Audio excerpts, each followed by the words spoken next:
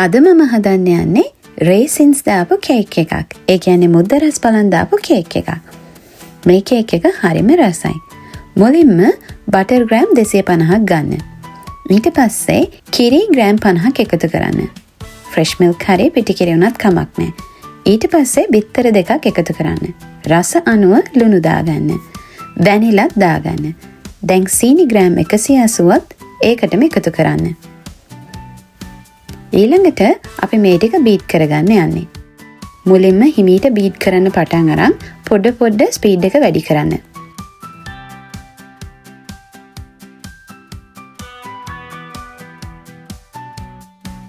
දැන් ඊළඟට පිටි කෝප්ප එකමාරක් එකතු කරන්න.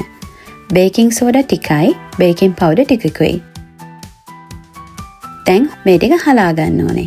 මේ විදිහට හොඳට හලා ගත්තයින් පස්සේ කේක් එකේ කැට හිටින්නේ නැහැ. ඒ නිසා තමයි කේක් එකේ පිටි හැම වෙලෙම හලාගන්නේ. එතකොට මේ පිටිවල කැට ගතිය නැති වෙලා හොඳට කේක් එක ස්මූත් එකට හැදෙනවා.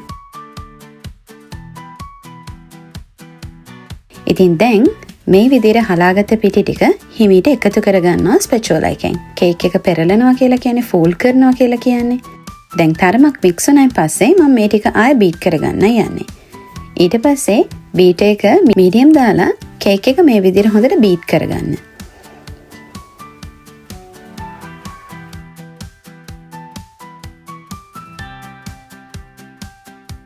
ඉතින් oven එකට දාන්න කලින් කේක් එකට රේසින්ස් ටික එකතු කරන්න.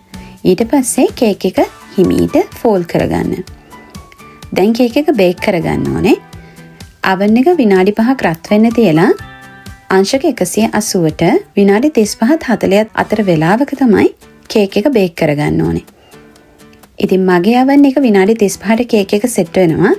ඔයගොල්ලෝගේ oven එකේ වෙලාව වෙනස් වෙන්න පුළුවන්. ඒ නිසා ඔයාලගේ oven එකට අනුව කේක් එක බේක් කරගන්න. දැන් මේ විදිහට කේක් තැටියකට ඔයිල් පේපර් එකක් දාලා කේක් මික්ස් එක දාගන්න. ඊළඟට විනාඩි 35ක් oven එකේ බේක් කරගන්න. දැන් මේ තියෙන්නේ විනාඩි 35කට පස්සේ. කේක් එක රෙඩි කියලා දැනගත්තයින් පස්සේ ටූත් පික් එකක් ඉන්සර්ට් කරලා බලන්න කේක් එක හොඳට බේක් වෙලාද කියලා. කේක් ඇලිලා ටූත් පික් එකට එන්නේ නැත්නම් ඒ කියන්නේ කේක් එක රෙඩි කියන එකයි.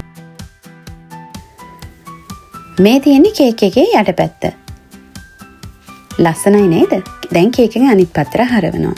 මේ තියෙන්නේ කේක් එකේ টොප් ලේයර් එක. දැන් ඔයාලට අවශ්‍ය ප්‍රමාණයට කෑලි කපා ගන්න. කේක් එක හොඳට ඇවිල්ලා නේද? මේ කේක් එක හරිම රසයි. ඉතින් ඕගොල්ලොත් මේ රෙසිපි එකට කේක් එක හදලා කොහොමද කියලා කියන්නකෝ. එහෙනම් තවත් ලස්සන වීඩියෝ එකකින් අපි හම්බෙමු. අපිව subscribe කරන්න අමතක කරන්න එපා.